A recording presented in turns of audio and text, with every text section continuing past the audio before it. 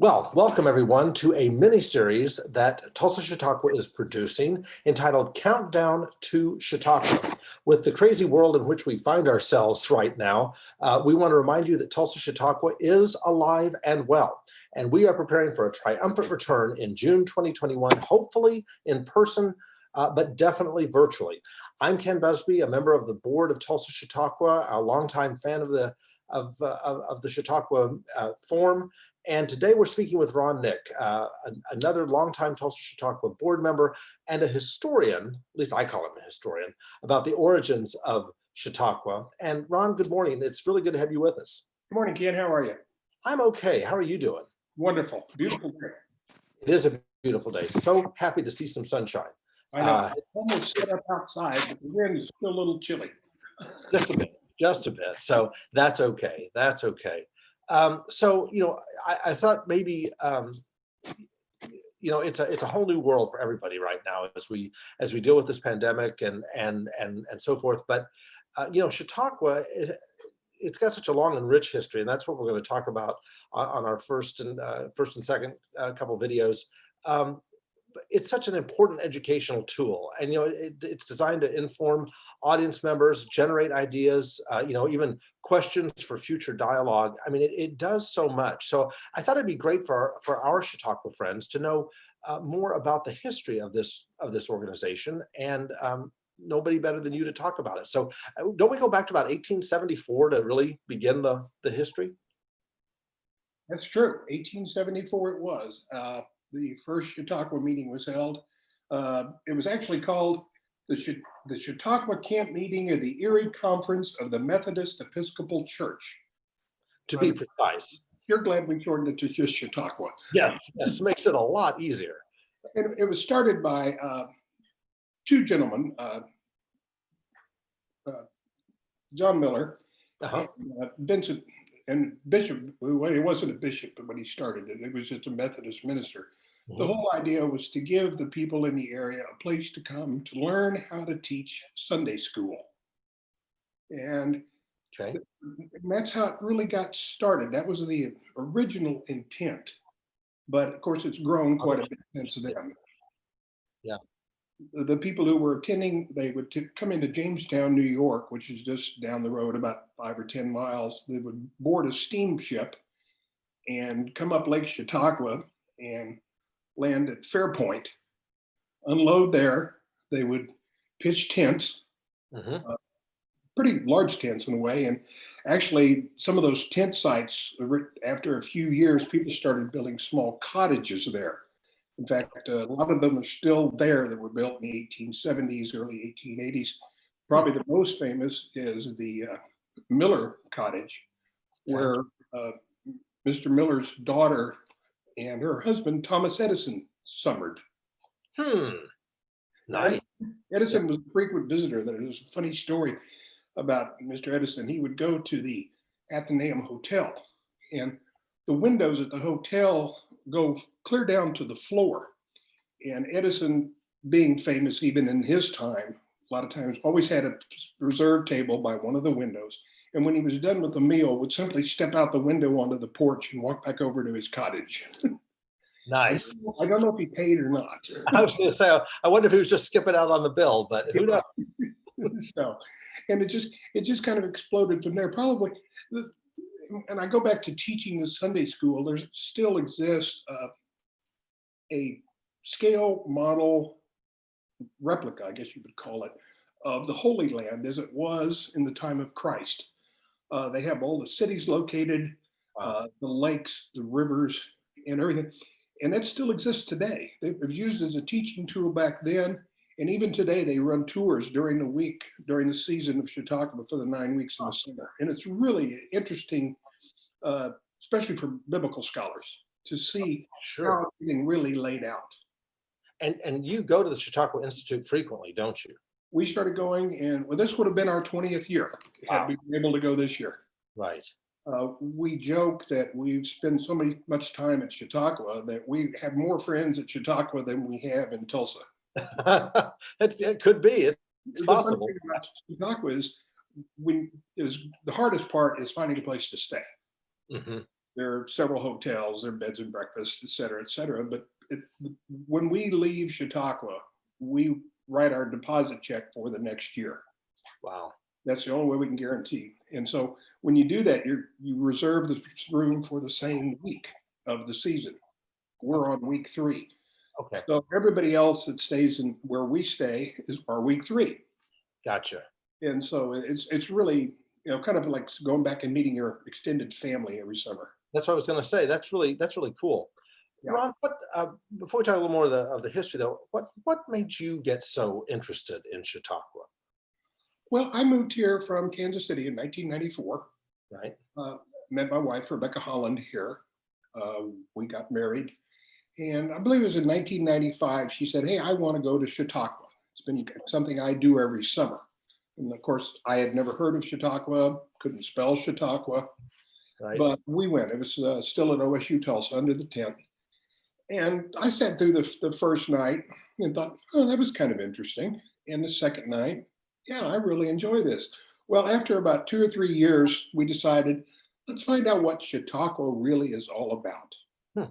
And we got online, thank goodness for Google, found Chautauqua, decided, okay, let's try it. So Rebecca got on the phone and started making some phone calls, because if you go to the Chautauqua website and it says plan your trip, your visit, and the first thing that comes up is accommodations. Uh-huh. Get a place to stay. Yes. Right. So she called one of the first places on there was a little place called the Inglewood Guest House.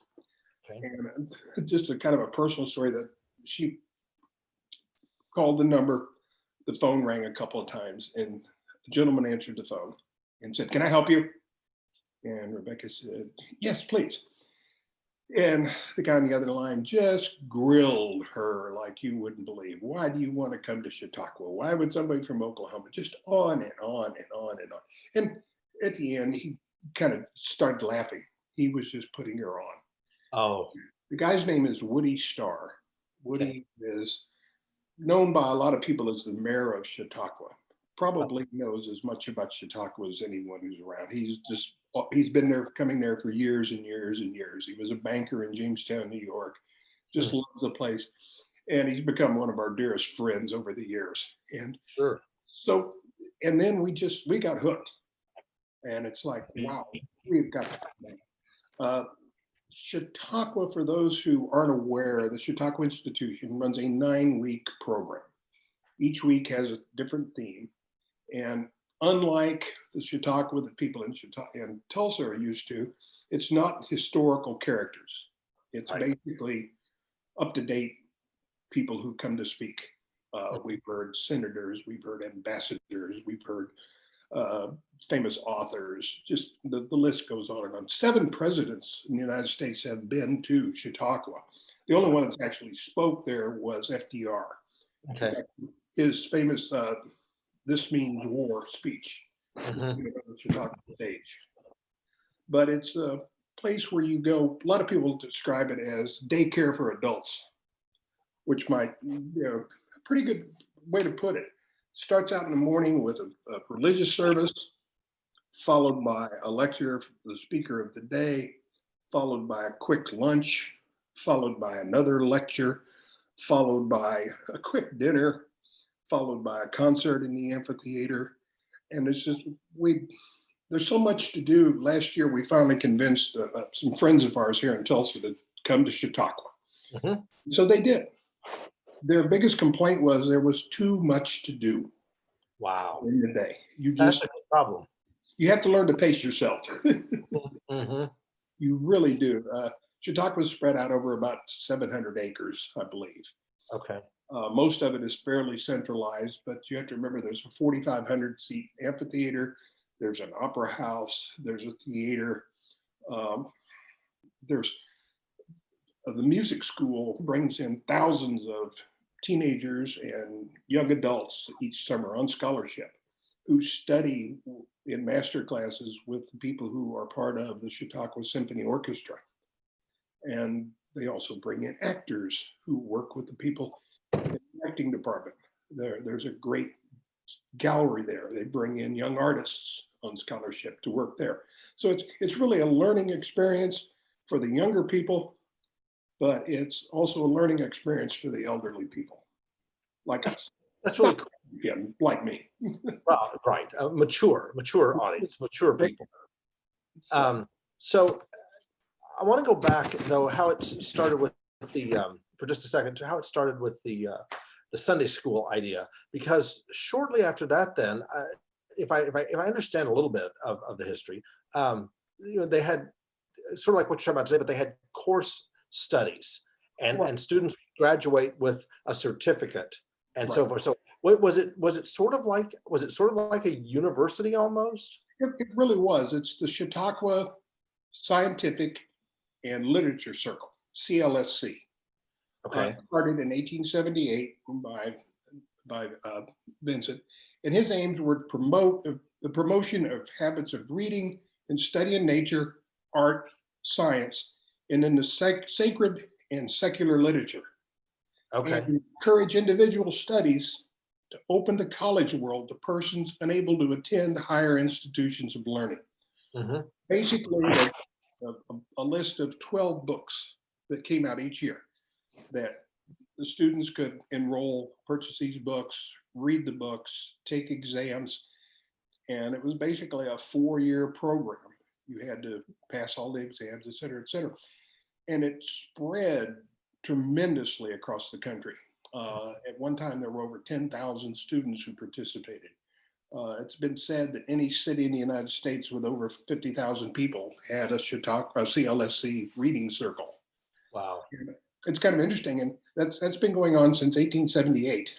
You can go online to the Chautauqua Literary and Scientific Circle, CLSC again, and they actually have a list published of every book they've ever recommended each year. That's if you need something to do during the pandemic, it's 38 pages long. So you Just, should be just able to do something to keep you busy for a while. yeah, absolutely. Absolutely. But it led to people starting reading circles to begin with, but it's credited for being the first distance learning, if you want to call it that. Yeah, I can see It's that. kind of like correspondence courses. Mhm. Uh, but these reading circles in all these cities caused the libraries to get larger, get more people more read. And it was just a tremendous deal that continues on today. Each year, the CLSC publishes a list of 9 books. They range from novels to nonfiction to poetry to photography. And it's just an interesting look. They bring in the authors during the year, one Mhm. each week, to come and talk about their books. And it's it's something. Rebecca belongs to CLSC. She read some of the required books. I haven't finished mine yet, Mhm. but it's a great place to look if you really want to find something. I encourage people who want to know more about Chautauqua to go online at chq.org. That's That's pretty easy. CHQ. chq.org. Yeah, .org. Yeah, Okay. CHQ would be the airline code if Chautauqua had an airport. An airport. Perfect. Well, listen, let's wrap up there today for this interview, Okay. and then we'll pick up with a little more discussion and a little more about sort of what's led to the more what we have today, the more modern day Chautauqua with our next interview. But before I let you go, first, thank you for sharing your Well, you're time with welcome. us. This was Thank a you lot for of your fun. time. And as we wrap up our time together, folks, you probably remember the Bucket Brigade, where we pass the bucket each night under the Chautauqua tent for any donations that you might like to make. And the bucket looks something like this, right? You sort Right. of, yeah, right. Looks something like that. So since we've gone virtual this year, but we have costs associated with doing our video series and just the prep work and everything getting ready for June of 2021, we'd like to virtually pass the bucket and ask that you consider making a tax-deductible donation to support Tulsa Chautauqua. You can easily make checks payable to Tulsa Chautauqua Inc. and you mail them to Post Office Box 52344, Tulsa, Oklahoma 74152. That's Post Office Box 52344, Tulsa, Oklahoma 74152. And again, if you'll make those checks payable to Tulsa Chautauqua Inc., and you'll get a tax-deductible donation letter for that gift. And finally, as we comment on today's series and look at the future videos that we're going to be doing, we'd like to hear from you with any comments or questions about our discussion today, the Countdown to Chautauqua, anything that's coming up. Because you're going to be hearing from us monthly over the next several months as we get heading toward June of 2021. So you can email any of those questions to, I'm going to spell it for you, CHQRON94@gmail.com. That's CHQRON. So airport code for Chautauqua, RON, Ron, for this great scholar that's helping us out, 94@gmail.com. And we'll share those questions and answers on our YouTube channel and our Facebook platforms. So, get those questions to us. We'll get you answers. And if we don't know the answer, and if Ron doesn't know the answer, we'll make up something that'll sound really, really good. Won't we, Ron? You better believe it. So stay safe, everyone. Wear your mask, socially distance, wash your hands frequently, and together we will get through this and be back together again soon. You take good care, Ron. Great to see you, and we'll talk again soon. See you on the flip side.